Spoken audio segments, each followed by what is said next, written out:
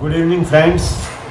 Today we are discussing a very relevant and hot topic for the people of the country in general and for the people of Haryana in particular.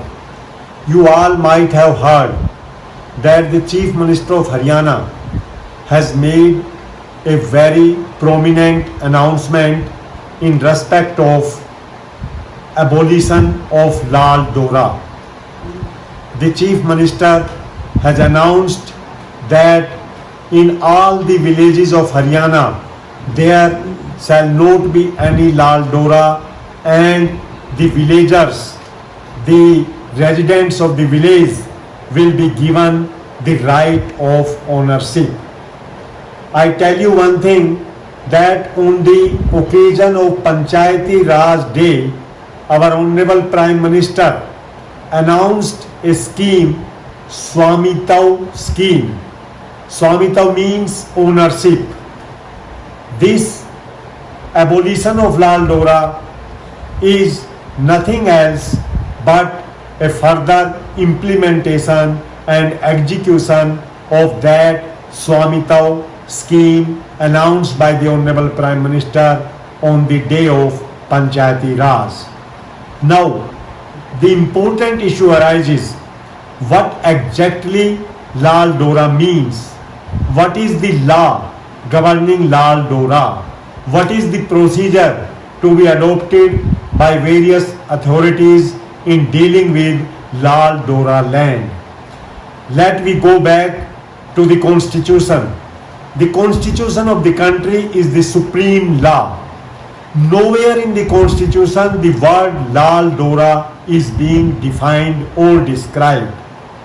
However, here one thing is very important, that in our Constitution, right to property was recognized as a fundamental right, and after 42nd Amendment, now it is a constitutional right. So the Lal Dora concept also relates to the property. In that way, we can also connect the concept to our constitutional scheme.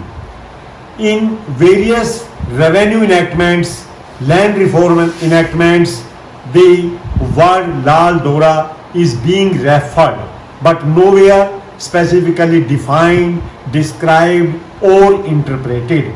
In this context, it has become very important for the general public, for the villagers, for all those who are concerned with this scheme to know what exactly is this Lal Dora property and how they will benefit by demolishing this system, by abolishing this system of Lal Dora, or whether they will suffer any demerits or any losses after this abolition of Lal Dora.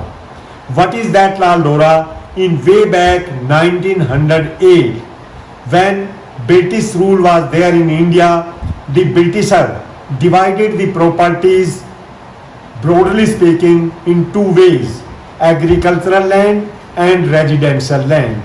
So far as agricultural land was concerned, they used to charge land revenue, and the record was being kept in land revenue documents like Jamabandi, etc.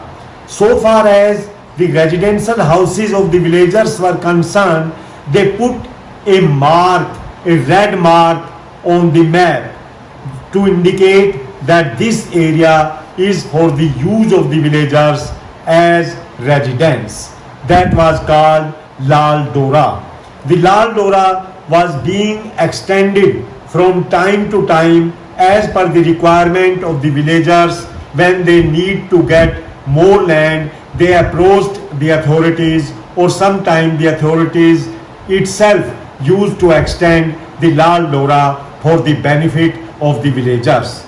Now, the important point arises that on the one hand, the villagers used to go to the authorities for the extension of Lal Dora.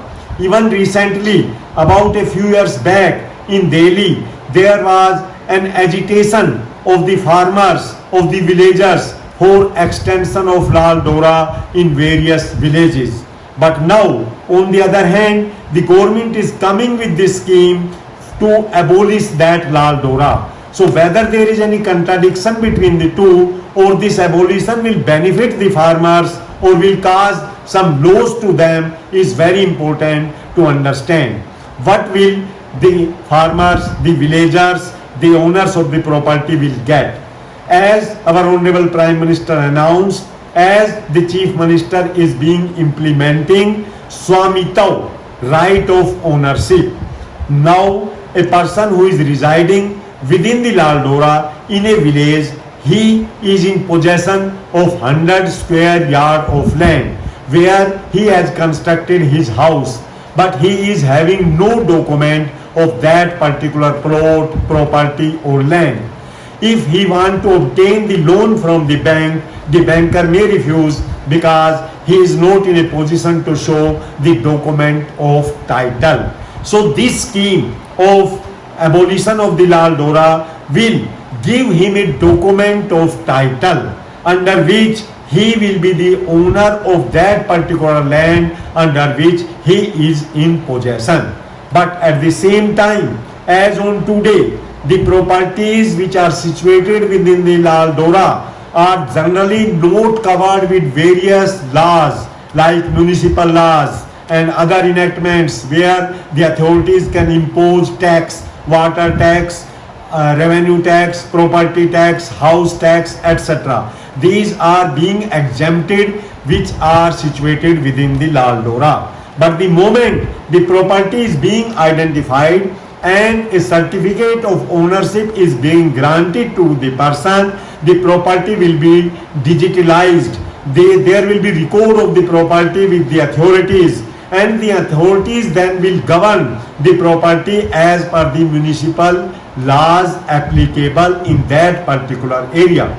Another aspect of the matter is that now if a property is within Lal Dora, the person who is in possession, who is the owner of the property, might be running a small shop, might be using that property as commercial to earn his livelihood, and might be using also for his residence. But the moment the municipal laws will be applicable after abolition of Lal Dora, it will be governed by the laws, and if the concerned person will use it for commercial purpose, he has to get the appropriate approval, the sanction, the certificate from the authorities, and he has to pay the revenue, the tax as per applicable law. Now, in this context, there are different things which are merits as well as demerits for the demolition of Lal Dora. In our next episode, we will discuss each and every provision of the law as well as the procedure for its abolition, the merits and demerits for the owners, occupiers of the properties within Lal Dora. Thank you.